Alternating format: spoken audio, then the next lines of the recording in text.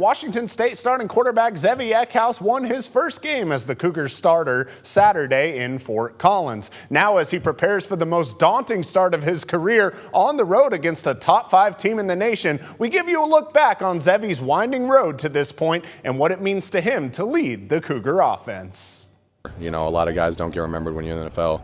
You know, especially when you're playing for, Washington State, a name that is just so talked about and so known all over the world. To be the starting quarterback it's just a blessing. It has been anything but an easy journey to this point for Zevi Eckhaus. Even after breaking his high school's record for passing yards, the D1 offers never came for Eckhaus. It was definitely tough, throwing a lot of touchdowns, throwing a lot of yards, and just, not seeing the offers that a lot of other kids were seeing. It was definitely hard. Eckhaus's only 3 offers were from FCS schools, but before he could make a decision, more adversity hit. I had Bryan, I had Colgate, and Sacred Heart. Those were like my real 3 offers. Colgate, they got a quarterback to commit, so the offer was off the table, and Sacred Heart got a quarterback to commit, and that offer was off the table, and it was November of 2020, I believe, and Bryan was having a kid come on a visit, and if that kid would have committed, I would have had no offers. Luckily, the Bryant offer stayed, and Eckhaus made his way to Smithfield, Rhode Island.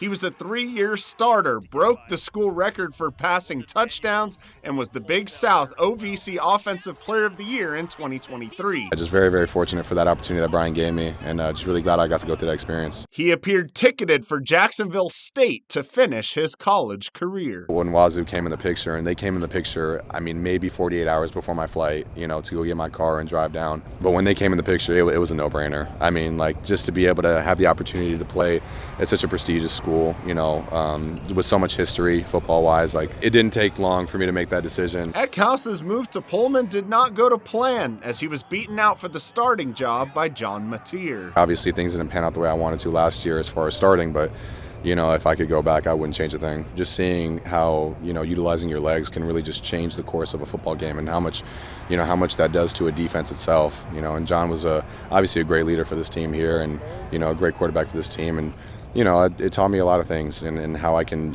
utilize the things that I've already, established for myself, and, maybe picking up a thing or two that'll help me lead this team and have the outcome that I want for this team. After a brief transfer portal stint this offseason, Eckhaus returned to WSU, but once again came up short in a quarterback competition, this time to Jackson Potter. Whatever it was in fall camp, maybe I was pushing too hard or pressing too hard, or just trying to do too much, or maybe I wasn't doing enough. I don't know. It was probably a culmination of things, but I think the biggest thing for me is just trying to find ways to grow within this offense, and be the best player that I can be for this offense. But Eckhaus trusted the process and took over late in the North Texas game, ultimately leading to obtaining the starting quarterback job. I think he'll give us a spark in the future. He's a really competitive kid, and he's handled this situation really well, and I'm proud of him. There's not another QB that I'd rather go into a game and have war with, so people need to, believe in him, because I know the team does. Now as he prepares for the highest profile game of his career, Eckhaus is focused on leading this team the best way he knows how. You just got to put your best foot forward. I think the most important thing is just having respect for the guy next to you, and understanding that there's really one common goal, and that's just to win football games. That's just to have the best possible year that you can, and try to bring as many guys with you as possible.